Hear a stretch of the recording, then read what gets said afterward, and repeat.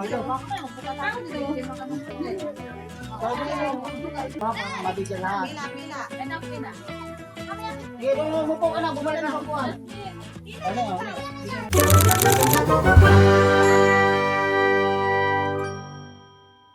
gabi ho sa inyong lahat, and for sure everybody is already watching the charity vlog ko courtesy of teacher Russell Aguirre at saka si Melchor, ang bago kong kumare at kumpare.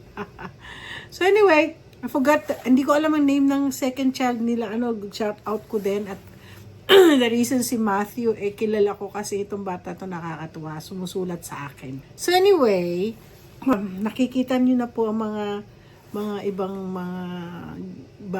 mga lugar na atin tinutulungan. Merong mga time talaga na hindi, may mga iba ako nang ayoko po silang i-vlog. Pero ito kasi, din ng mga teachers, effort din ng mga kaibigan ko, gaya na Dale, at saka nila, nila Leia Lynn, na tutulong sa barangay nila. So, yun. Gusto ko i-shout out po yung mga tumulong po dun sa pa-feeding ko sa mga senior citizen. Watch out din yung susunod na yung susunod namin. Itong susunod na to. Ako po yung nagsasalita ngayon dito dahil po ako meron po kaming pakain din sa mga bata. So, watch out. Pero from now, nagpapasalamat po ako kay na Consi Gino, Consi Rowena, Consi Yoli, Consi Arvin, Consi Celia, Consi Voleta, at ang ating president ng mga senior citizen, si Mami Delia. Maraming salamat sa pagtulong ninyo kay Teacher Russell, at saka rest assured, tingnan natin po kung may tutulong na po tayo na wala na pong vlog. Ayoko na. Marami po na hindi natin na So anyway, nagpapasalamat ako sa Lord kasi so far ngayong araw na to nakakapagod. Pumasok ako ng mga bandang 7:30. Pero bukas baka pumasok ako ng 7 kasi last na kliyenteng tinapos ko na, kasi marami akong drop off. Isang doktor na taga Taipei. Doktor siya na ano lang yata siya rito, immigrant, or anyway, doktor siya. Na nahirapan akong gawin kasi meron akong foreign reporting. So, nakakatuwa din naman kasi naman pagkakatiwalaan po ako ng mga ibang tao na malalaki din ang kanilang mga status sa buhay nila. Tapos, marami pong dumarating po sa akin kasi nga po yung expertise ko sa business. So, yeah, ngayon nga po, at saka at the same time, yung mga, natatawa nga ako kasi yung isang mga nagpupunta dito sa mga senior citizen din, naisip ko, senior na pala ako. Pero sila mga senior citizen na talaga niyayakap nila po ako na parang, actually yung talaga senior citizen na walang-wala po, hindi ko ho sinisingil. Yung mga mayayaman, may mga mayayaman gaya ng mga nurses. Pero hindi ko sila sinisingil na malaki. May mga discount ang mga senior citizen. So, aking po ngayon na pag-iisip-isip ko kasi marami po nagbibigay ng thank you sa akin. Yun ang masaya na po ako na tapos minsan nagpapadala sila mga pagkain, magpapadala silang bulaklak, at nagpapadala sila ng mga orchids. Alam nila kasi mahilig po ako sa plants. So, yan. Anyway, abangan ninyo, marami po akong mga videos ngayon. Si Sister Russell, right now, it's Wednesday na doon sa Pilipinas. At so, mag-umpisa na po ang aming pakain sa mga bata. So, marami. At saka isa po, pasensya na po kayo sa lahat ng mga, marami po nag-i-email sa akin. Pasensya na kayo, talagang wala po akong time magbasa, wala akong time makipag ngayon dahil sobra. I have, ngayon, 7, 8, 9, 10, 11, 12, 13, 14, 15, 8 days. Ang dami po akong tinatapos. Puro mga business po to. Lahat na po sila nagtatawagan. So sabi ko, just wait. Pag sinabi ko, just wait, and I promise, and God is so good na natatapos ko po ang mga trabaho ko. So anyway, just enjoy itong mga videos namin. Dito tayo ngayon sa Jollibee Pila para umorder ng mga pagkain para sa feeding ng mga bata sa Purok 3, Barangay Bangka-Bangka, Nagcarlan, Laguna. Tara na.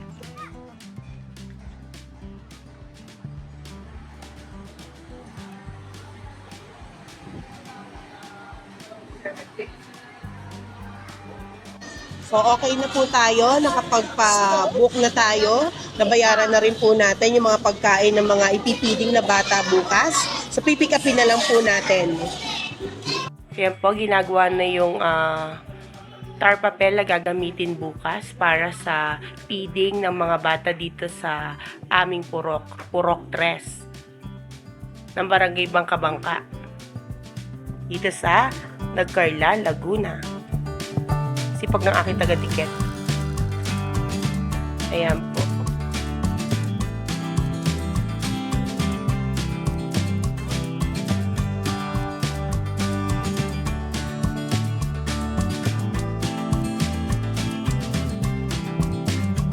I-level mo doon sa kabila. Ayun o, tumisa doon sa ano. Ayun o, sa kapareho. Yan.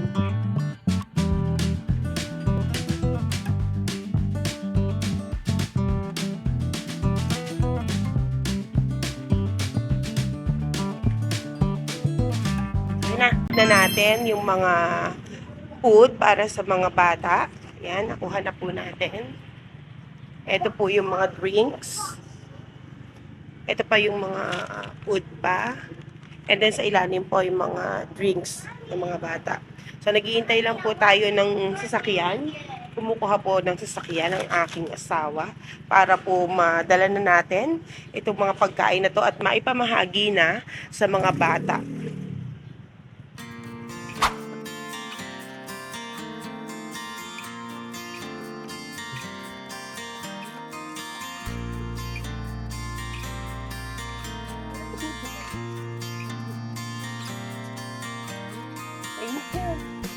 May ticket yan? Oo, okay. Ang present ah. Binigyan niya.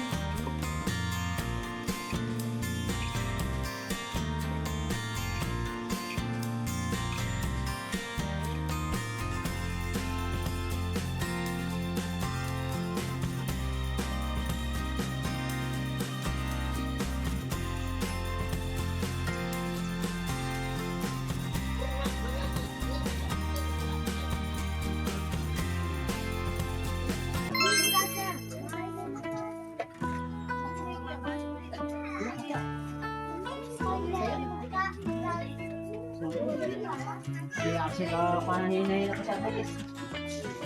Oh.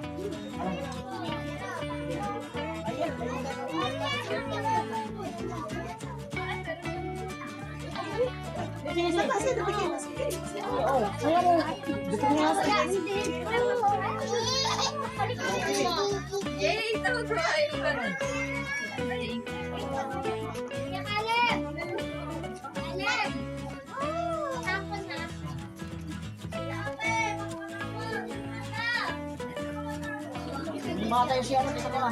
Ay si saya. Sabi na. Okay, yan mga may ano. Ito.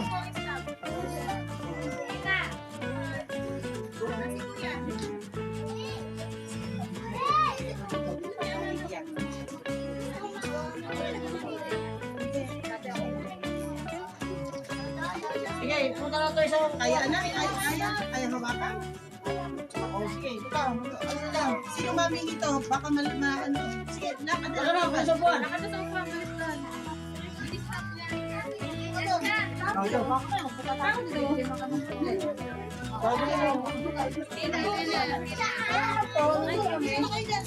Go. Balik po kayo.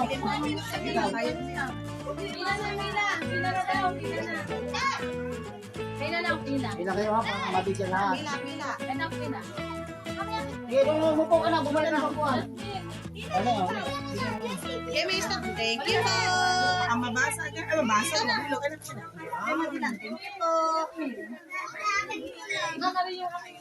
Sige, balik kayo sa buwan, balik kayo sa buwan ha. Balik ka sa upuan, bawal Balik sa buwan. Balik. Balik ka sa upuan. Balik ko, bumalik ka sa upuan mo. Balik sa upuan. Balik sa upuan. Balik sa upuan.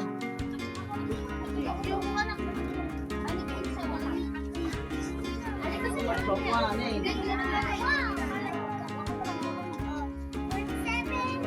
Upuan. Hindi mo ano pala.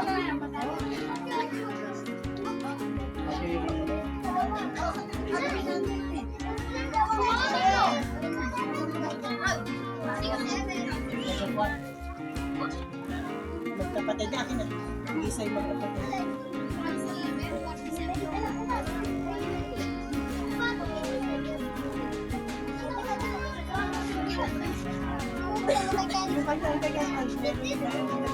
Ako na, umihinga eh. Galing mo ako. Dito ikaw, dito. Ay, dito.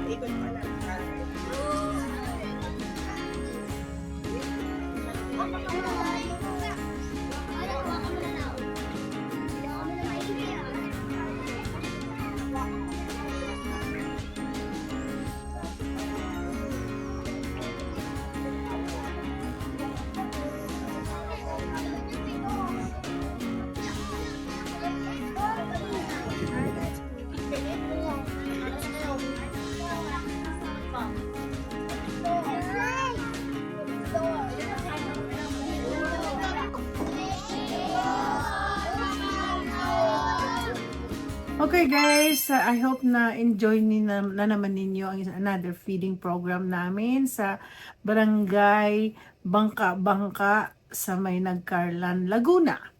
So, yun ang aming tapos meron pa raw na sabi ni Teacher Russell na meron pa daw 4 na hindi na kasi sila para napunta sa bahay, nalungkot nung wala na maibibigay.